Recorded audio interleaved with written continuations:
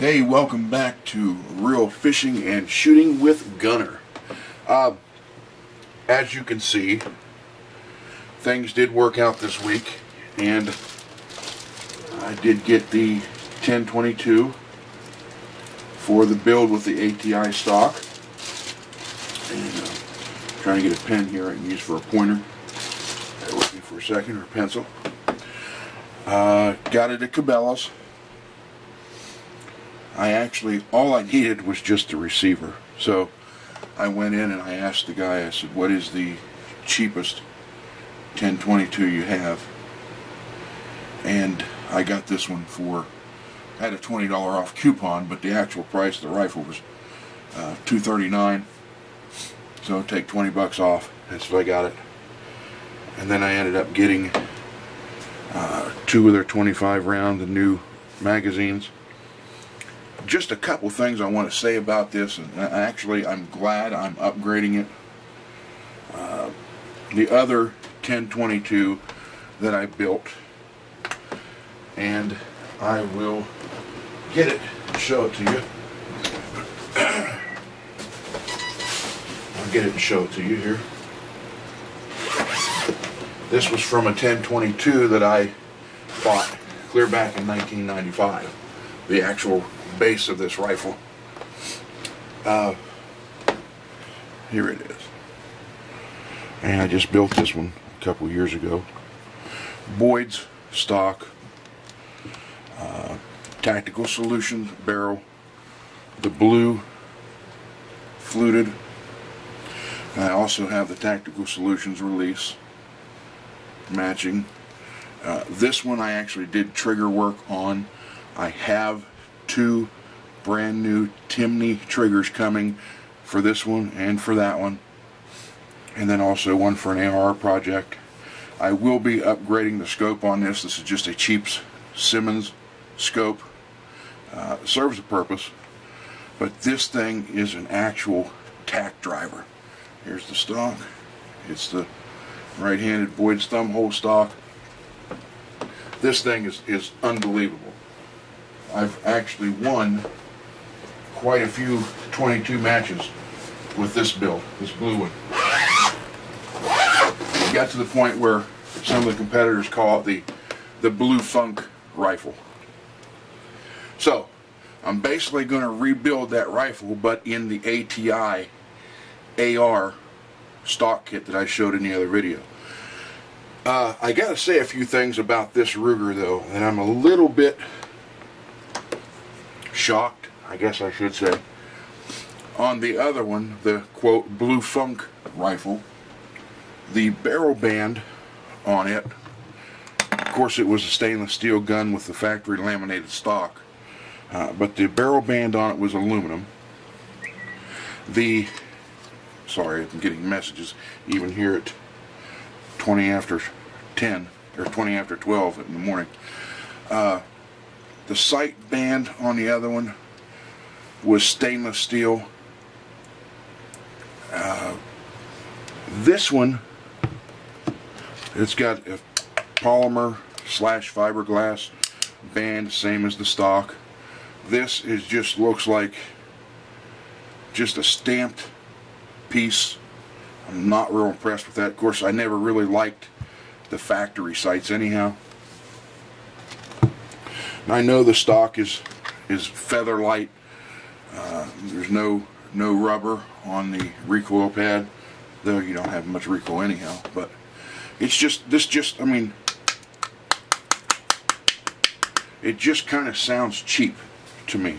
Now, one improvement that they did make on these, and I do not know, it's sometime between 1995 and 2015, they did upgrade the magazine release, which I like a lot easier, because the old one had the lever, flat lever, you had to go in and push your thumb in and get it out. So they did make a change there. I kind of like the laser engraving where it's Ruger.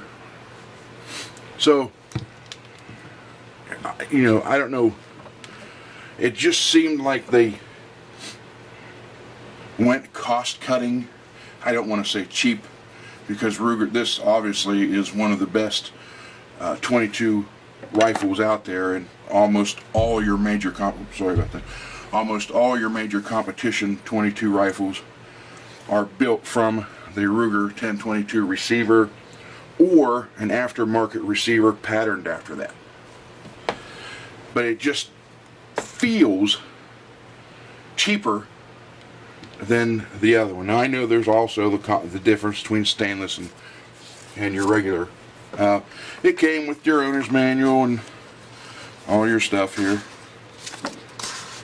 And then I'm going to talk about these mags here in a minute. So the Cabela's had, I'll just go right into the mags. Cabela's had these, regular price they were showing was $41 a piece. But they had them on sale for $21.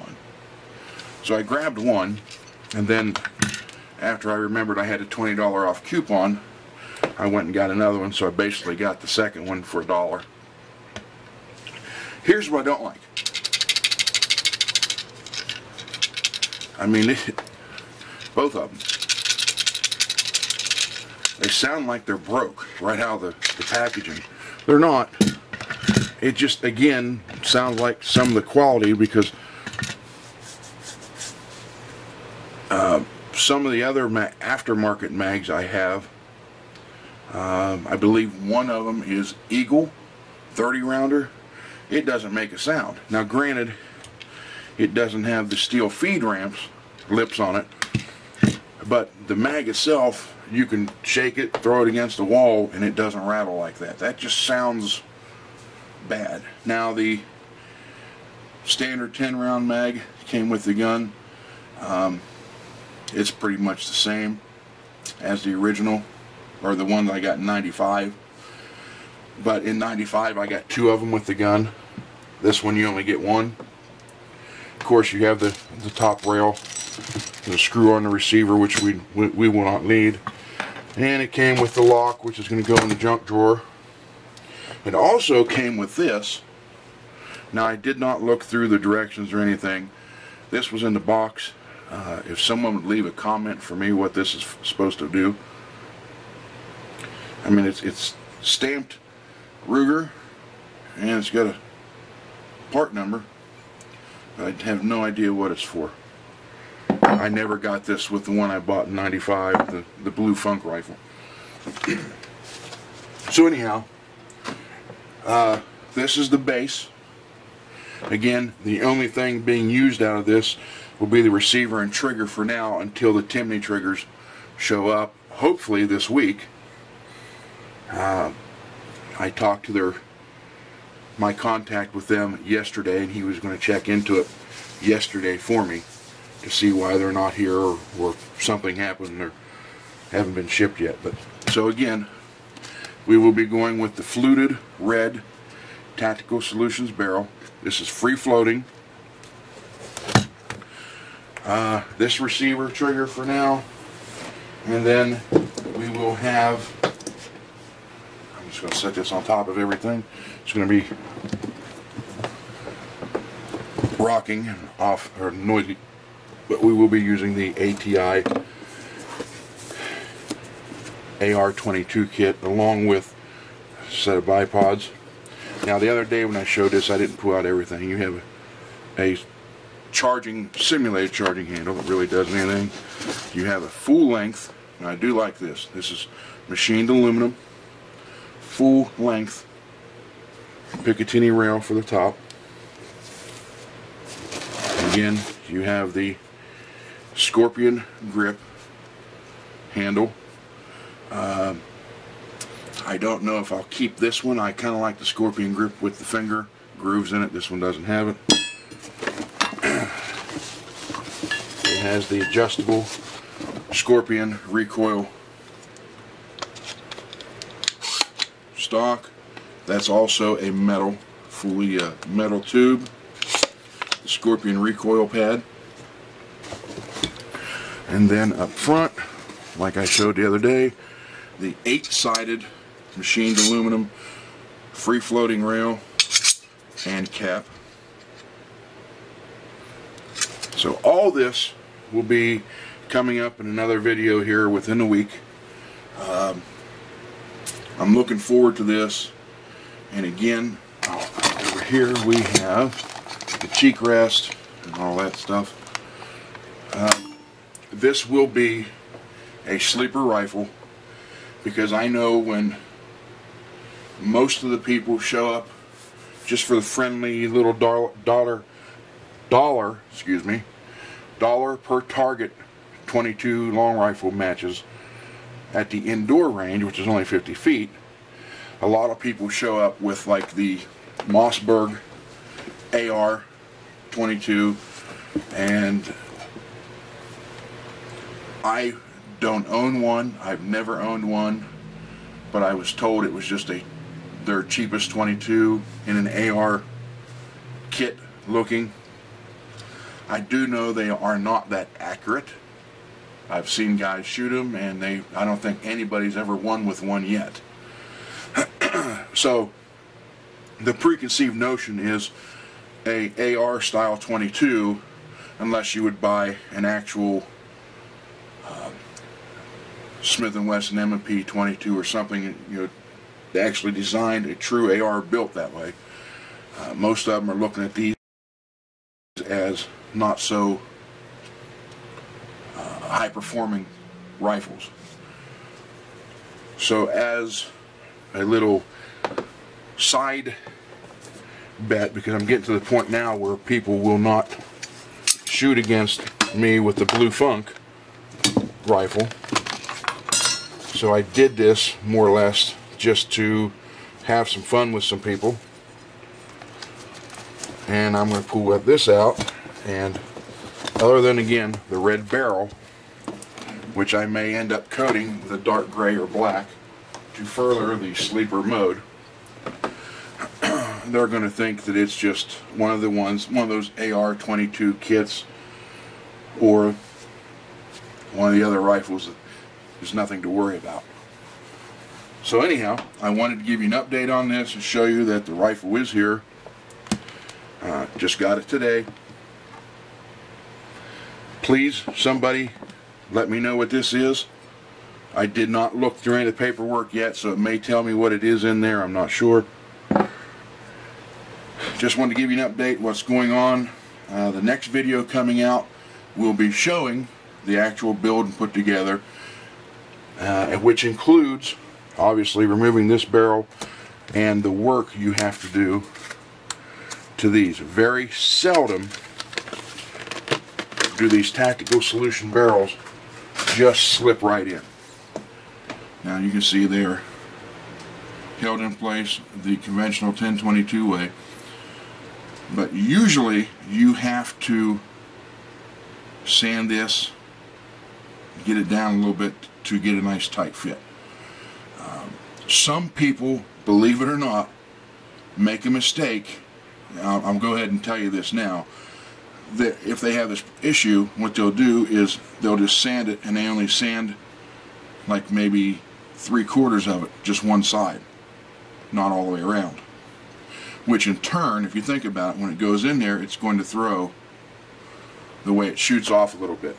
So we will be removing, if we have to, we will be removing completely around the entire section to get a nice snug fit, so it is nice and true in place, which is what I did with the Blue Funk rifle, and it has made a difference. There is the, I don't know how well you can see that. Come on. Trying to get the camera to automatically switch here. Well, anyhow. So, I just wanted to give an update of what's going on, what to look forward to, and I will be showing the installation of the barrel, and then the building of the kit, and then we will be doing a range video, indoor range video, shooting this, and then shooting Blue Funk, and you can see the actual accuracy that I get out of the blue one that I hope to recreate with this one. And I know the addition of the two Timney Triggers set at 2 pounds is going to be a big difference in everything. So anyhow, Thanks for stopping by. Thanks for watching. If you like what you see, please subscribe. I'm not going to say just subscribe anyhow. Only if you like what you see. Leave a comment or even send me a private message. Tell us what you want to see, what you kind of want us to do videos on, and we will do our best to get those out there. The room, reloading room slash filming gun room, everything is still being worked on. I hope to have that done within the next couple weeks, maybe 3 weeks. So all filming will be done down there with better lighting, everything ready to go.